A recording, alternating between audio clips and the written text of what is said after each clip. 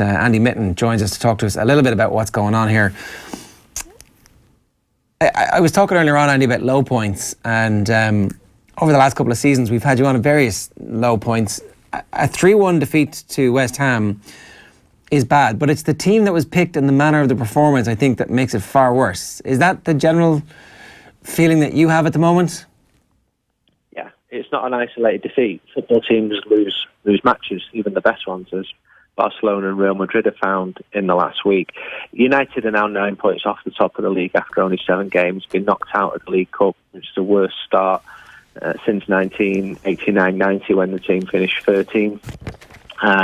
In the league, it's as bad as the start under David Moyes, but Moyes had to play Chelsea, Liverpool and Manchester City in his first 5 matches, and it is just baffling because there's a lot of very, very good players there. They're not scoring, they're not playing well.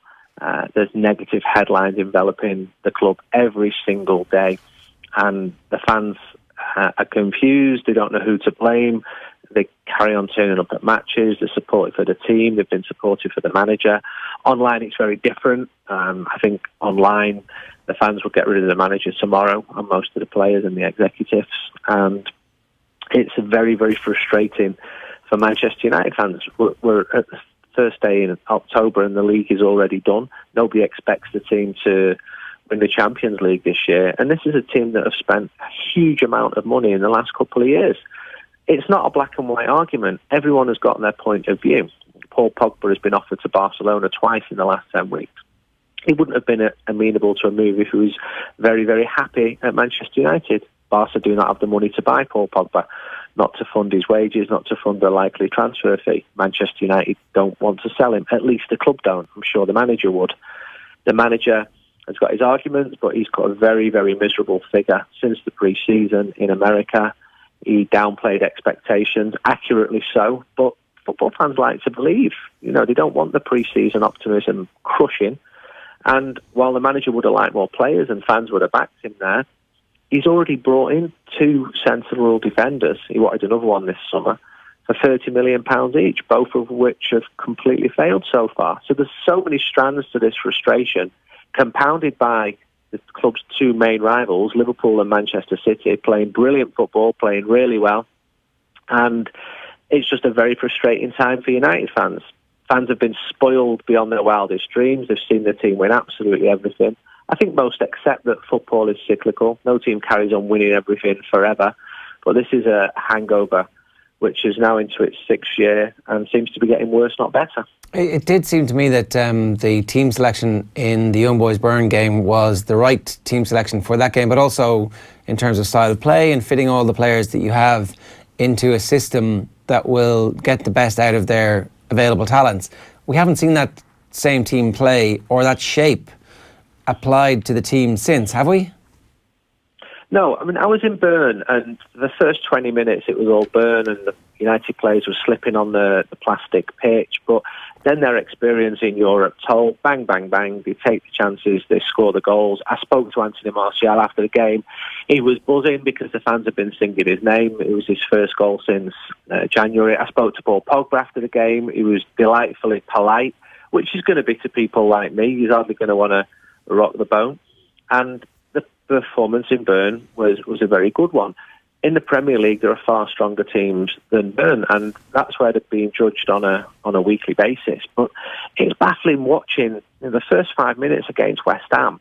It was like watching Manchester United in their pomp when a lower league team visits Old Trafford.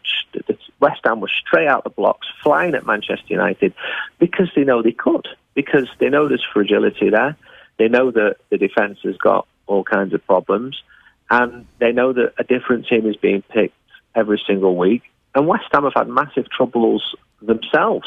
And the fans, the match-going fans, they really have backed the manager. He's now into his 3rd season, and he said to me in his 1st season, judge me after 3 years. And I felt that's a long time, but it's not an unreasonable amount of time. But I can't see any clear evidence that things are getting better to where Manchester United should be. And they should be one of the best teams in world football. If you look at the size of the club, the revenues, the talent, everything about the club is geared towards providing a platform for success. and yet the team is failing to do that. And yet the club remains hugely profitable, still tying in sponsorship deals. I spoke to somebody last week who's very familiar with the situation, and they said if the team are winning trophies, that's a bonus on top of a very sturdy, strong, profit-making business. And I was almost in disbelief at hearing that, but that might show the attitude of some of the people running the club. The club is still nearly £500 million in debt, and they've effectively become a media company, selling rights, distribution rights for the games domestically and in Europe, and also sponsorship rights around the world. And United commercially are trailblazers. Every single club in the world, and I speak to people at Madrid and at Barcelona, they're the only two clubs of United size in the world. I think Bayern Munich, Liverpool are on that next tier, massive clubs themselves. And they still say United are the commercial trailblazers. But where it matters on the pitch, the team are failing. The transfer strategy, well, there isn't one. Players come with very good reputations. Someone like Alexis Sanchez, he's a top player.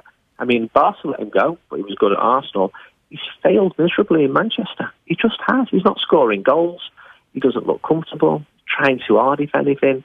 And he would be an example, and one of several, of people who are failing at Manchester United. One quick point, Jacob Steinberg tweeted after the game, Paul Pogba's response when journalists asked him to stop for a chat after Saturday's defeat to West Ham: "You want me dead? Sounds like it's great fun at Manchester United." That's the tweet from Steinberg. So, like, we've seen the clock, the doomsday clock with Mourinho. It effectively starts the moment he takes the job. We're kind of way past midnight at this point. Is this imminent, do you think, knowing the way the Glazers have behaved since they've taken over Manchester United? It seems that they've had patience in the past, that they've waited for the end of season, or at least that they've kind of put things in place later in the season than the 1st of October. But are we that close to a decision being made at the moment, do you think, about Mourinho? Well, the first point about Pogba, the players feel that their words are twisted and taken out of context. So that's why you had that reaction. And they don't like elements of the British media. They feel that they're sensationalised, and they're very reluctant to say anything close to how they truly feel. Imminent, I don't think the decision's been made. I think it's impossible to say. I think even today, Ed Woodward would love Jose Mourinho to be a success for Manchester United. They gave him a new contract at the start of this year, one he was happy to sign, and I'm told he's still determined to do well and to be a success at Manchester United. But it is a results business, and the results are failing. And if United continue as they are doing, way off the pace of the league at the start of the season, then the descent will grow. And it's not just about the results, it's the style of football. It doesn't look like Manchester United. I don't honestly believe a panacea can be found by bringing a new manager in. I think he'll inherit the same problems, the same structural issues, the same recruitment issues, and it's the same attitude among the fans. There are elements who celebrate the new signings almost as if they won a trophy, but that doesn't solve anything either. That buzz lasts a week or two with all this flurry of social media interactions, but that doesn't mean much either. It may appeal to sponsors, but it doesn't contribute necessarily to a winning football team. So people might say now Zinedine Zidane, well, he can't even speak English. He's a great coach who inherited a great football team. But would you take the Man United job? His legacy at the moment is 3 European Cups in less than 3 seasons at Madrid. And I've spoken to people in football. I do that every single day. And when I speak about coaches, the word is that job is almost impossible to do because the expectations are so high. And the reality of the job is it's going to be so difficult to do. You mean the reality of the job at Manchester United is so difficult to do? Yeah. Well, yeah. The thing is... It shouldn't be, because you're afforded patience, you're afforded money, you get good support from the fans. This isn't Spain or Italy where the managerial fuse is so short that pressure is starting after 2 or 3 defeats. You do get a bit longer at Manchester United. But I would contend that Real Madrid is just as tough a chalice to sort of take upon. Like, I mean, you look at where Zinedine Zidane came from, and he obviously inherited a fantastic squad. And to be honest with you, there's part of me that agrees with you that is a risk in itself. If Manchester United wants some sort of stability, there is a huge amount of risk that comes with Zidane, with the fact that he hasn't proven himself with a struggling squad. It was a strong bunch of players he had at Real Madrid, obviously, and allied with that, the idea that he doesn't speak English. But It's also a very tough job, the Real Madrid job. We've seen many top-class managers struggle in the political environment that exists at the Bernabeu at the moment. And Zinedine Zidane managed to navigate those choppy waters quite well. And ultimately, if you're trying to play a political game while getting your players just in the straight and narrow for Manchester United, you could look to a lot worse places than a man like Zidane. I've got a huge amount of respect for him. I saw him closely working in Spain.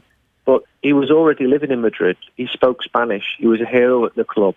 He was a hero to the club president, the man who really pulls the levers at Real Madrid. He knew the players. He managed the B team. He knew the current players. He knew the club inside out. He knew the structure. He knew the politics. He knew who to trust, who not to trust. He spoke the language. That gave him lots of advantages. And he walked into a far better squad than anybody would at Manchester United. I'm not saying that the United job is not unattractive. It clearly is. It's one of the biggest jobs in world football, and you will be handsomely remunerated for taking that job. But I think there's a counter view to that as well. What do you think happens now, Andy? What's the medium term here? If the results, and that's going to be judged primarily, if they carry on as they have been doing, the pressure will continue to build and build and build, and you'll have a similar situation to Van Gaal 3 years ago, where United line up another manager, Paul Pogba. Whether he stays or goes is doubtful. I think his biggest problem is he earns too much money. And while he's a French World Cup winner, and there are people at Barcelona who like him, and there are others who just don't think he'll fit into their system. I think if you offered him a chance to leave tomorrow, he would take it. I think he'd want to play in one of the best teams in the world. Manchester United are certainly not that at the moment. The only thing that can soothe this current misery would be a win of results. 8 straight wins, and football fans change the tune pretty quickly. But Jose Mourinho, however downbeat he was pre-season, he's turning out to be accurate. But he must shoulder some of the blame as well. He's got top class players there. And you're losing at home to Derby in the League Cup. That's just not good enough. A Derby team full of fresh-faced youngsters who love nothing more than playing football and playing attacking football. And that used to be Manchester United. And now the mood and the tension is negative. The club is surrounded by negative headlines every day. It doesn't help anyone. If those negatives were positives, I'm sure Manchester United would be much more effective. Yet I've been saying this for the last 1, 2, 3, 4 months. Andy, good stuff. Thanks a million for joining us this morning. Thank you. That's Andy Mitten there. You can read his stuff, of course, on United We Stand and ESPN and a bunch of other places. You should follow him on Twitter if you have any interest in football whatsoever.